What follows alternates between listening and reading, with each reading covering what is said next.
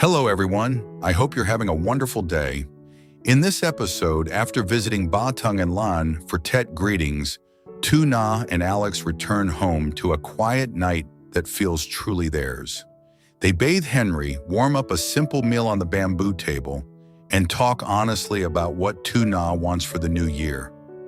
More independence, but a gentle life that doesn't rush. If you love healing slice-of-life stories built from small actions and real conversations, don't forget to subscribe. Let's begin. Tuna woke to Henry's small morning sounds and the faint chill that always lingered during Tet. The yard outside was quiet. She lifted Henry gently, checked his cheeks, then pulled him close until his breathing slowed again. In the kitchen house, she warmed water and moved through the routine with soft efficiency. Today they were going to Chuke Tet, and she wanted Henry comfortable. She packed a small bag, diapers, wipes, a spare shirt, a thin blanket, and a tiny hat. Then she placed their gifts neatly by the door. Simple, respectful things. A small box of fruit and a few pieces of bánh, chưng, wrapped carefully. Alex arrived mid-morning, quiet as always. He didn't honk. He opened the bamboo gate and stepped in with a calm that made the yard feel steadier. He carried an extra bag in one hand and a thermos in the other. "Morning," he said. "Morning," Tuna replied, shifting Henry higher against her chest. Alex glanced at Henry first. "He slept?" "Enough," Tuna said. "He's in a good mood." Alex nodded and set the thermos on the bamboo table. His eyes checked the gifts by the door. "Ready?" Tuna nodded. "Ready!" Alex helped Tuna into the car first, then placed the gifts carefully so nothing would crush. He buckled Henry's seat and checked the strap twice, then adjusted the edge of Henry's hat. "You always check," Tuna said softly. Alex's mouth lifted a little. "Because you're tired. I can do this part." Tuna leaned back as Alex drove. The roads were calm, with red decorations at doors and people greeting neighbors in low voices. Their first stop was Baang. The road there felt familiar to Tuna in a way that held both gratitude and memory. When they arrived, Baang was already outside, wearing simple holiday clothes, hair tied back. Her eyes went straight to Henry, and her face softened. "Happy New Year," Baang said. "Happy New Year," Tuna replied. Alex bowed his head slightly. "Happy New Year, Ba." Baang reached toward Henry with gentle confidence. "Let me see him." Tuna lifted Henry closer. Henry blinked at the new face, then relaxed when Baang touched his blanket edge softly. "He's heavier," Baang said, sounding satisfied. "That's good." Tuna smiled. "He eats well." Baang looked at Tuna. "And you?" Tuna nodded. "I'm okay." Baang studied her face. "You look calmer." "I am calmer," Tuna said. "Good," Baang replied. "Calm is something you protect." Alex stepped forward and placed the gifts down neatly. "We brought a little." Baang clicked her tongue. "You didn't need to bring much." "We wanted to," Alex said. "It's Tet." Baang nodded once. "Come in. Drink tea." Inside, the room smelled familiar to Tuna. Clean wood and warm water. A small altar had been set with care. Baang poured tea and pushed a plate of sweets toward them. "Eat a little," she said. "First day should be sweet." Tuna ate a small piece and laughed quietly when Henry tried to reach for it. "No," Tuna whispered. "Not for you." Baang watched Henry's tiny hands, then looked at Alex. "He's growing in a good place now." Alex nodded. "Yes." Baang turned back to Tuna, gentle but firm. "Don't overwork, not even in Tet. You have a habit of caring too much." Tuna lowered her eyes. "I'm trying to rest more." "Try harder," Baang said, but her eyes were warm. Alex spoke then, short and honest. "Thank you, Ba, for helping them when they needed it." Baang waved her hand, but her mouth tightened slightly. "You don't need to say it." Alex didn't push. He only nodded. They stayed just long enough for the visit to feel real, not rushed. Henry grew sleepy again, and Tuna rocked him softly. Before leaving, Baang touched Tuna's shoulder lightly. "Happy New Year," Baang said again. "Keep peace in your house. If your heart gets noisy, come here." Tuna's throat tightened. "I will." Outside, Alex helped Tuna into the car and checked Henry's strap again. Then they headed to their second stop. Lan. Lan lived closer to town, where the streets were brighter and busier. When they arrived, she opened the door quickly, smiling wide. "Happy New Year," Lan said. Then her eyes dropped to Henry. "Oh, Henry." Tuna smiled, a little shy. "Happy New Year." Alex nodded. "Happy New Year." Lan leaned in, careful not to startle the baby. "He's so big." Tuna laughed softly. "He eats well." "Come in," Lan said. "It's cold." Inside, Lan's place was tidy and warm. A tray of fruit and sweets was already set out. Lan poured tea like it was her natural role. "Sit," she said. "How's Tet so far? How's the new house? How's Henry?" Tuna answered simply. "It's good, quiet. He's doing well." Lan nodded, then softened her tone. "Quiet is a blessing." Alex placed their small gifts on Lan's table. "A little for Tet." Lan waved a hand. "You didn't have to." "We wanted to," Alex said. Lan accepted it with a warm smile. Then she pointed at Alex with playful seriousness. "And you, promise me you'll rest. Don't work like the world will end without you."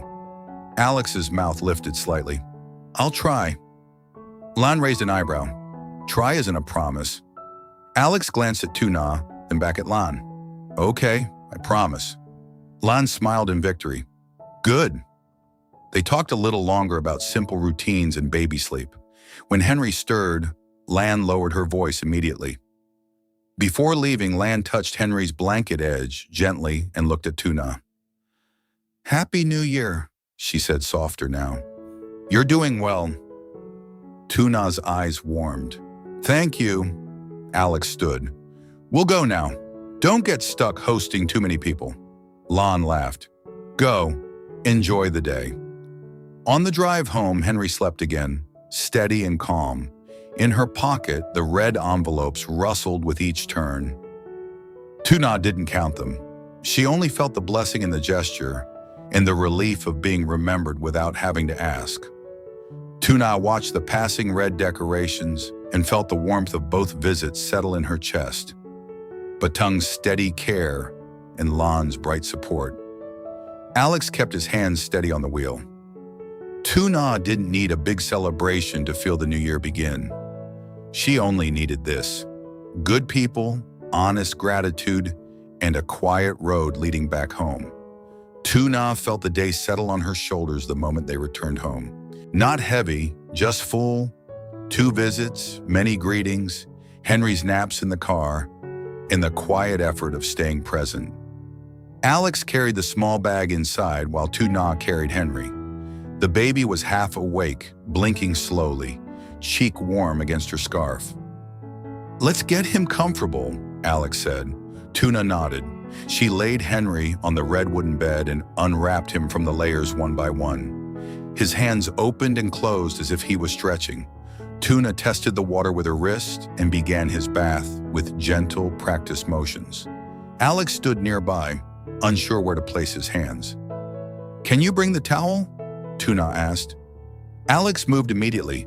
He brought the towel, then a clean shirt, then hovered with quiet seriousness, trying to help without getting in the way.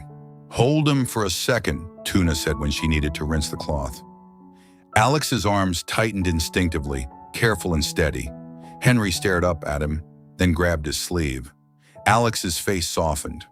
After the bath, Tuna dried Henry's hair and dressed him in clean clothes.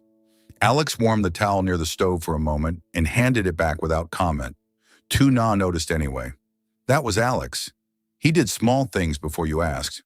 When Henry was calm, Tuna carried him outside for a breath of air. She sat on the bamboo chair and rocked him until his eyelids drooped. Alex came out with a pot in his hands. "You sit," he said. "I'll heat the benchung." Tuna looked at him. "You know how?" "I watched you," Alex said. "I can learn." He went into the kitchen house, warmed the bánh chưng carefully, and started a simple soup. Nothing complicated, just warm, light, familiar. Tuna listened to the quiet sounds of cooking and felt her shoulders loosen. Henry finally fell asleep. Tuna laid him down and returned to the yard. Alex had already set the bamboo table. 2 bowls, 2 pairs of chopsticks, a plate of warm bánh chưng. He poured tea into 2 cups and placed one in front of her. "This feels good," Tuna said. Alex nodded. "Good is enough." They ate slowly. The soup warmed Tuna's chest while the night air cooled her cheeks. After a few bites, Tuna spoke softly. "Today felt like a lot." Alex looked at her. "Too much?" "Not too much," Tuna said. "Just full. I'm glad Baang saw Henry. I'm glad Lan smiled like that. But my body feels tired." "Then you rest more tomorrow," Alex said. Tuna nodded, then said what had been sitting in her chest. "This year, I want to be more independent." Alex didn't interrupt. He waited. "Not because I don't trust you," Tuna continued. "I just don't want to feel like I'm always taking. I want to stand on my own feet." Alex's gaze stayed steady. "You already are." "I'm better," Tuna said, "but when you fix things or handle problems, I feel thankful, and then I feel guilty. I don't want guilt to be the shape of my love." Alex set his chopsticks down. He didn't look offended. He looked thoughtful. "I don't need you to prove anything," he said. "I know," Tuna replied, "but my mind still tries to count." Alex nodded once. "Then we change the habit." "How?" Tuna asked. "You can be independent and still be loved," Alex said slowly. "Independence doesn't mean you carry everything alone. It means you can choose, and you're choosing to be here." Tuna breathed out, the tightness easing. "I also want to keep life gentle," she said, "not chasing too much. I like our quiet days." "Me too," Alex said. "So my wish is simple," Tuna continued. "I want to do better, but I want to do it calmly." Alex nodded. "Then we do it calmly." He added, "If you want to do more, we decide together what more means. Not more pressure, more stability." Tuna's eyes warmed. "You always say stability." "Because it matters," Alex replied. They ate in comfortable silence for a while. A distant neighbor's laugh drifted in, then faded. Tuna glanced toward the window. "Henry is sleeping." Alex followed her gaze. "Good," Tuna smiled. "You know what I realized today? When Baang told me to rest, I didn't feel ashamed. I used to think slowing down meant I was weak." "And now?" Alex asked. "Now I think slowing down is respect," Tuna said. "For my body, for Henry, for the home." Alex nodded once. "That's a good lesson for the year." Tuna reached across the bamboo table and touched his hand lightly. Alex turned his palm and held her fingers with quiet firmness. "Happy New Year," Tuna said softly. "Happy New Year," Alex replied. They sat a moment longer after the dishes were gone, not speaking, just listening to the night. Tuna heard a firecracker away and smiled at how distant it sounded from here. She looked at Alex's face in the kitchen light and asked, "When you're busy, do you ever feel like you have to hide it from me?" Alex paused, choosing his words. "I don't hide," he said. "I just don't want to bring trouble into your hands." Tuna nodded. "I understand, but if we're building a life, I want to know the real shape of it, even the heavy parts." Alex held her gaze for a beat, then gave a small nod. "Okay, if something is heavy, I'll tell you. Not to worry you, just to keep you with me." Tuna's chest softened. "That's all I want." Alex reached for her hand again, warm and steady. "And you," he added quietly, "if your heart gets noisy, you tell me. No pretending." They finished eating and cleaned up together. Alex carried the bowls inside.